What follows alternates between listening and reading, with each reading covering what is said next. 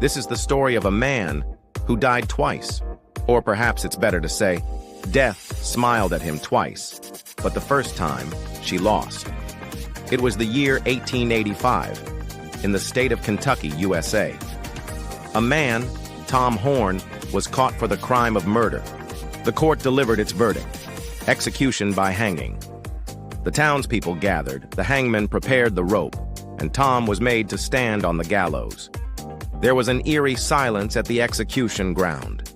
The hangman pulled the lever, the trapdoor dropped, and everyone thought this was the end. But in the very next moment, a cry rose from the crowd. The rope had snapped. Tom fell to the ground, his breath racing, eyes wide in disbelief. The townsfolk were stunned. Some said, "This is a sign from God." Others whispered, "It's fate, let him go." But for the law, it was nothing more than an accident. The execution was ordered again. This time, the rope was strong, and death won. Even today, in Kentucky's old towns, people remember this tale of a man whom fate saved once, but human law did not. The people standing near the gallows hardly dared to breathe. The rope hung around Tom's neck, and in his eyes was a strange calm, as if he knew this was not the end. The hangman gave a signal.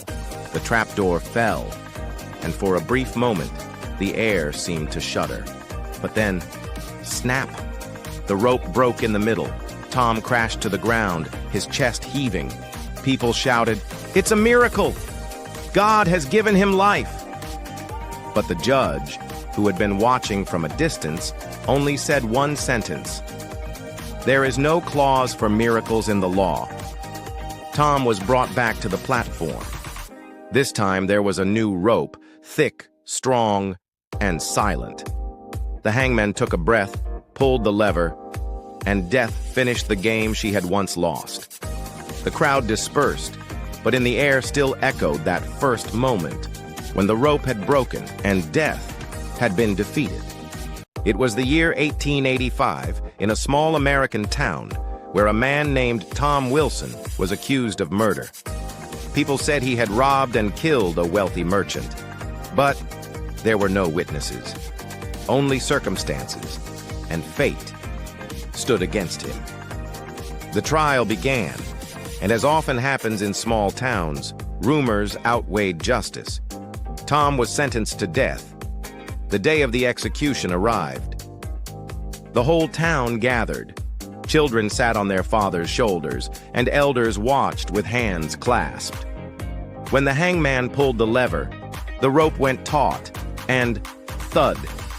The rope snapped in the middle, as if someone above had sliced it with a knife. The crowd was stunned. Some cried out, "It's a sign from God!" Others murmured, "It's fate, let him go!" There was a glimmer of hope in Tom's eyes, but the judge's gaze was cold. "The execution order has not been fulfilled," the judge said. "This was an accident, and the law does not stop for accidents." The hangman brought out a new rope, thick and heavy. Tom was made to stand on the gallows once more. This time, there was no miracle, only silence and the muffled sobs of the crowd. When the people began to disperse, an old woman standing at the edge of the crowd looked up at the sky and muttered, "The first time, death lost. The second time, humanity." That morning had been strange. Fog hung over the town, and the sun's light was smothered behind ashen clouds. With each step toward the gallows, time itself seemed to grow heavier. Tom Wilson's hands were bound behind his back. His face was pale, yet his eyes kept scanning the crowd. Perhaps he was searching for someone. Perhaps wanting to see someone one last time. When the hangman fixed the first rope, a low murmur rippled through the crowd. Some women covered their eyes, while certain men drew in long breaths, hardening their expressions, as if reminding themselves that this was justice. The lever was pulled. Tom dropped. The rope went taut. And then, with a sharp crack, It snapped in the middle. Tom fell to the ground, staring up at the sky in disbelief, as if to say, "Is this my second chance?" But in that moment, the judge's order rang out. "The execution will be carried out again." The noise of the crowd seemed to die instantly. Now only the sound of the hangman's boots could be heard as he climbed the platform carrying the heavy rope. There was no hope left on Tom's face now, only a silent acceptance. When the lever was pulled the second time, this time, no rope broke.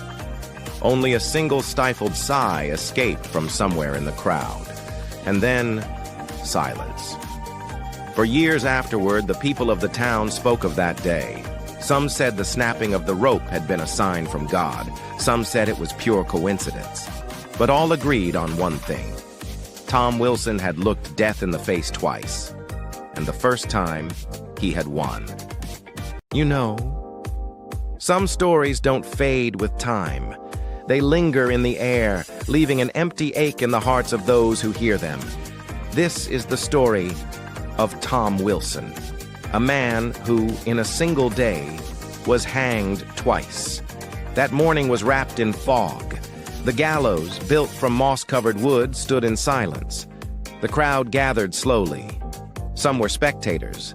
Some came seeking justice, and some were drawn only by the pull of fear. Tom's steps were heavy. The chains on his feet clinked with every step, like the ticking of some worn-out clock, counting down the final moments. The hangman slipped the noose around his neck. The crowd held its breath. The lever was pulled. Crack! Tom dropped, but the rope snapped clean in the middle. He crashed to the ground, chest heaving, his eyes wide with shock and the faintest smile on his lips. Perhaps he was thinking, "I'm saved." But the judge's voice thundered, "Hang him again." Some faces in the crowd showed surprise, others grim satisfaction, and some a deep unease. This time the rope was new. The knot was pulled tight. There was no light left in Tom's eyes now, only a heavy silence. The lever was pulled, and in an instant, it was over. Later, people would say, the first time, God had saved him. But the second time, mankind had decided he would not be saved. Tom Wilson's story should have ended there, but it didn't. Even after his death, strange whispers drifted through the town. Some claimed that after the body was lowered into the grave, there came a faint knocking from inside the coffin. No one dared to lift the lid. At night, the gallows would creak on its own, though no one was there. And those who had stood close to the execution that day, one by one, began to die under mysterious circumstances. One man said, "I saw him in my dream, standing in the corner of my room, the noose still hanging from his eyes." Another said, "I found chain marks in the wet dirt outside my door, though it hasn't rained in weeks." The town's tale never truly ended, because some stories remain alive even after death. Tom Wilson's story is one of them. The story of a man who died twice in a single day, and perhaps has never truly died at all. The day after the execution, the streets of the town were unnaturally quiet. The marketplace was closed. People stayed shut inside their homes. These were the same people who, only a day before, had gathered outside the courthouse, hurling insults at Tom. But now, there was fear in their eyes. A few young men dared to go and see the gallows. They climbed the wooden steps, and there, right in the center, they saw strange, deep impressions in the dirt. As if someone barefoot, yet impossibly heavy, had stood there for a long time. One of them bent down and touched the soil. It was cold, as if rain had just fallen. But the sky had no clouds at all. By dusk, the first incident occurred. The hangman was seen in his room with a noose hanging from the ceiling. He laughed it off, saying, "Just the wind's mischief."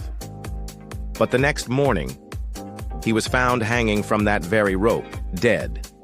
And that was only the beginning. Now, The townsfolk began searching each other's eyes for answers. Is this all coincidence? Or has Tom come back? At night, strange footsteps echoed in the streets, like worn, torn shoes. Yet with each step came the creak of wooden planks, as if he were walking on the gallows itself.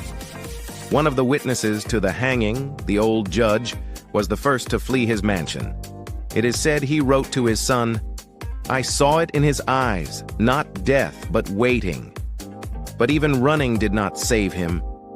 Days later, in a town far away, he was found hanging from a tree, in exactly the same manner Tom had been hanged, the same mark on his neck, and a strange black soil clinging to his body, the very same kind seen at the gallows in their town. Now people whispered that after Tom's first hanging, nothing had broken. Something had been opened, and one by one, every person who had been there that day ended up beneath the wood of the gallows. The last man, the one who had replaced the rope. He was found in the early morning, eyes wide open, and a faint smile still on his lips. And then, the last witness in the town died. The gallows now stood empty, yet at night, a shadow could be seen swaying from it. They say, if you listen in silence, along with the creak of the rope, you can hear a faint whisper. Now it's your turn. People stopped going near that place. But every now and then, a stranger would be seen there, staring at the wooden platform for hours. Then they too would vanish.